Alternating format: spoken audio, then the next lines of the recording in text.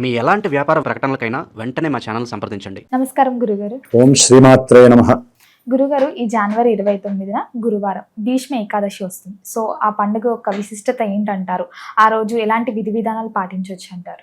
అమ్మ, భీష్మ ఏకాదశి, దీనికన్నా ముందు మనకి భీష్మ అష్టమి అని, అంటే ఆయన దేవుడు కాకపోయినా దేవతలకి ఆదర్శప్రాయమైనటువంటి విష్ణువు యొక్క అంశ అయినటువంటి శ్రీకృష్ణ పరమాత్ముడు,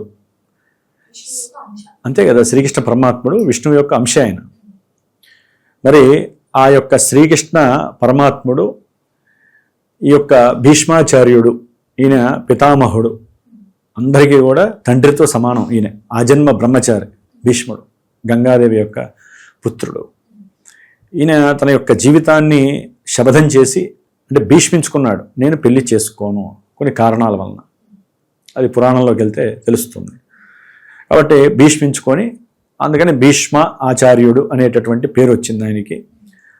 ఆయన ఎప్పుడైతే తలుచుకుంటాడో అప్పుడే మరణం సిద్ధిస్తుంది, మరణం వస్తుంది అని ఆయనకు ఒక వరం కూడా ఉంది.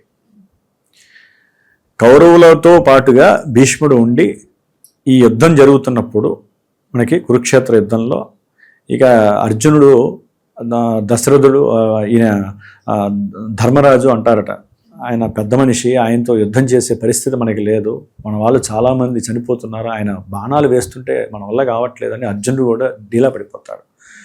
అప్పుడు ధర్మబద్ధమైనటువంటి యుద్ధంలో ఇక పెద్ద చిన్న ఉండకూడదు, ఆయన పక్షపాతి అటున్నాడు. అట్లాగే ద్రౌపది వస్త్రాభరణం సమయంలో కూడా ఇది తప్పు అని చెప్పక, కొంచెం ఆయన పెద్ద మనిషి అయి కూడా అక్కడ సిస్టమ్ని ఆయన ఆచరించాల. అందుకని చెప్పి ఇవన్నీ కూడా చెప్పి ఈయన ఏం చేస్తారంటే, శ్రీకృష్ణ పరమాత్ముడు లేదు, నువ్వు వెయ్యి, నేను చూసుకుంటాను బాణము అని చెప్పి బాణాలు వేపిస్తాడు. అంటే శ్రీకృష్ణుడు అండదండలు లేకుండా, ఆయన ఆజ్ఞ లేకుండా భీష్మాచార్యుడిని ఎవరు ఏమీ చేయలేరు. మరి అలాంటిది వేసిన తర్వాత ఆయన యుద్ధం చేసి అలసిపోయి ఆ బాణాలకి, మరి శ్రీకృష్ణుడు అందరి వాడే వేయించిన తర్వాత ఇంకేం చేయలేరు కదా. ఇక ఆయన ఏం చేస్తారంటే అంపశయ మీద పడుకోబెడతారు. భీష్మ అష్టమి రోజున ఆయన్ని అంపశయ మీద పడుకోబెడతారు. పడుకొని ఆయన ఈ శ్రీకృష్ణ పరమాత్ముడిని అంతరిక్షం వరకు ఉన్నటువంటి ఆయన స్వరూపం చేసి విష్ణు సహస్రనామ స్తోత్రాన్ని ఈయనే అవలీలగా చెప్పేసుకున్నాడు ఆయన. అంటే ఆయన స్వరూపం చూస్తూ విష్ణు సహస్రనామాన్ని పారాయణ చేశాడు. విష్ణు సహస్రనామం ఉద్భవించిందే భీష్ముడు. అందుకనే ఏకాదశి అనేటటువంటిది చాలా విశిష్టమైనటువంటిది. కాబట్టి ఈ భీష్మ పంచకము అంటారు.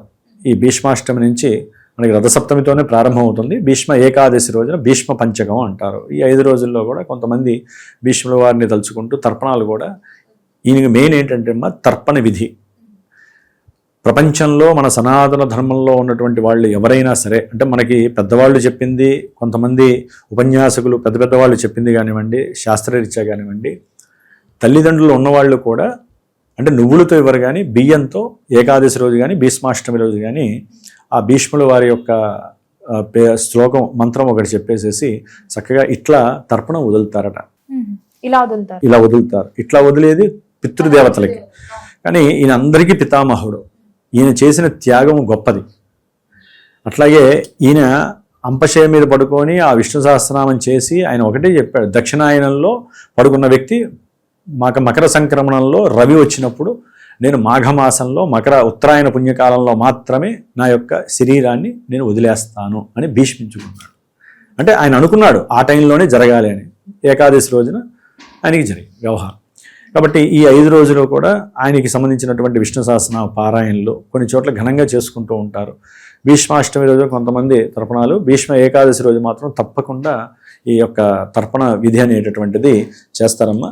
కాబట్టి ఈ భీష్ముల వారికి తర్పణం వదలడం ద్వారా కుటుంబ వృద్ధి, గోత్రాభివృద్ధి, వంశాభివృద్ధి కలుగుతుందని చెప్పి ధర్మశాస్త్రం చెబుతోంది.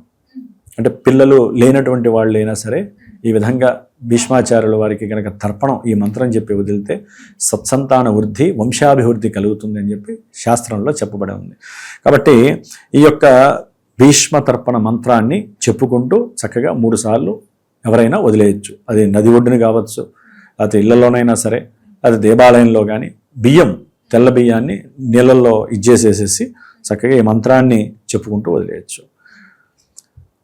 వయాఘ్ర పద్యగోత్రాయ సాంకృత్య ప్రవరాయ చ గంగాపుత్రాయ భీష్మాయ ఆజన్మ బ్రహ్మచారిణే అపుత్రాయ దదామ్యేతతు ఉదకం భీష్మవర్మణే అనేన భీష్మ అర్ఘ్యప్రదానేన సర్వాత్మకో భగవాన్ శ్రీహరి జనార్దనః ప్రియతాం ఓం తత్సతు అని ఈ యొక్క మంత్రాన్ని చక్కగా ఒకసారి కానీ 3 సార్లు కానీ చెప్పి భీష్మాచార్యులు వారిని మనసులో తలుచుకొని చక్కగా ఎవరైతే వదులుతారో వారి ఇంట్లో శుభాలు కలుగుతాయి. ఆయన తలుచుకోవడమే విశేషం ఇక్కడ. చేసుకొని భీష్మ ఏకాదశి రోజున కాస్త ఉపవాసం, ఎట్లయినా అందరూ ఏకాదశి ఉపవాసాలు ఉండేది కూడా ఇవే కారణాలు. ఆయనకి ఉపవాసం ఉంటున్నట్టే లెక్క, కాకపోతే విష్ణుమూర్తిగా అన్నట్టుగా మనం అనుకుంటాము. కాబట్టి ఏకాదశి రోజున ఉదయము సాయంత్రము చక్కగా స్వామివారి విష్ణు సహస్రనామాలు చదవటము, ఆ అన్న సంతర్పణలు చేయటము, భీష్మాచార్యుడి గురించే అన్న సంతర్పణ, ఎవరినైనా బ్రాహ్మణుని పిలిచిపెట్టడము, లేకపోతే బయట వాళ్ళకి అన్న సంతర్పణ చేయటము, అన్నదానం ఉన్నంతలో 10 మందికి పెట్టినా కూడా అన్నదానమే ఆయన పేరు మీద చేయటం ద్వారా ఆయన యొక్క ఆత్మ శాంతించి ఆ యొక్క కుటుంబాన్ని ఆయన కాపాడుతాడని చెప్పి శాస్త్రం కానీ ఎంతోమంది గొప్ప గొప్ప వాళ్ళు కానీ చెప్పే ఉన్నారు. కాబట్టి భీష్మ ఏకాదశి అనేటటువంటిది ఒక మహాపర్వదినము మన యొక్క సనాతన ధర్మంలో. భీష్మాష్టమి, భీష్మ ఏకాదశి ఈ 2 కూడా విష్ణు సహస్రనామాలు పఠించటంలో చాలా ఉన్నతమైనటువంటి రోజుగా భావిస్తారు. ఉత్తరాయణంలో ఈ మాఘమాసంలో వచ్చే పండగలన్నింటిలో ఇది కూడా ఆయన కూడా పరమ దేవుడిగా మనం అందరం కొలుస్తున్నాం భీష్ముడిని. కాబట్టి పాతకాలం పురాణాలు చదివినా లేకపోతే సినిమాలు ఉంటాయి, ఆ సినిమాలు చూస్తే భీష్ముడు ఎంత గొప్పవాడో తెలుస్తుంది. కౌరవపక్షం మీద ఉన్నా కూడా ఏమీ చేయలేక ఆయన కౌరవుల వైపు ఆయన ఉన్నాడు అంతే, పెద్ద మనిషిగా. ఆయన ఆత్మ అంతా కూడా పాండవులకే ఉంటుంది, కానీ ఏం చేయలేక ఆయన అట్లా తటస్థంగా ఉన్నాడు ఆయన. గురుగారు, ముఖ్యంగా చాలా మంది కూడా ఉపవాసాలు, ఇప్పుడు మీరు చెప్పినట్టే ఏకాదశి రోజు ఉపవాసం ఉంటారు కదా, ఈ రోజు కూడా ఇట్లా అంటే లిక్విడ్స్ కూడా తీసుకోవచ్చు అంటారా ఈ రోజు ఉపవాసం ఉన్న వాళ్ళు? లేకపోతే ఇది ఏకాదశి ఉపవాసమేనమ్మా. మామూలుగా కొంతమంది పూర్తిగా తినకుండా మామూలుగా లిక్విడ్స్ తీసుకుంటారు, లేకపోతే బియ్యపు రవ్వ, గోధుమ రవ్వ ఉప్మానం ఇట్లా ఏదో ఒకటి తీసుకుంటారు. కొంతమంది ఏంటంటే సాయంత్రం భోజనం చేస్తారు. కొంతమంది ఏకాదశి మామూలుగా పర్వదినంగా తీసుకొని మనకు వచ్చేటటువంటి నెలలో 2 ఏకాదశులు వస్తాయి, ఆ 2 ఏకాదశులు ఉపవాసం ఉంటారు. శారీరక ఆరోగ్యం కోసం అనుకోవచ్చు, ఇదైతే కనుక స్వామివారి కోసం అనుకోవచ్చు. 10 మందికి అన్నదానం చేయొచ్చు. వీరు తిన్నా తినకపోయినా అది వారి యొక్క ఆరోగ్య ధర్మం మీద ఆధారపడి ఉంటుందమ్మా. ఏకాదశి ఉపవాస దీక్ష అనేటటువంటిది మనకి భగవంతుడి యొక్క చర్యల్లో అదొక పెద్ద ప్రక్రియ, ప్లస్ మన యొక్క ఆరోగ్యానికి విశేషమైనటువంటి శక్తిని ఇస్తుంది, వైబ్రేషన్స్.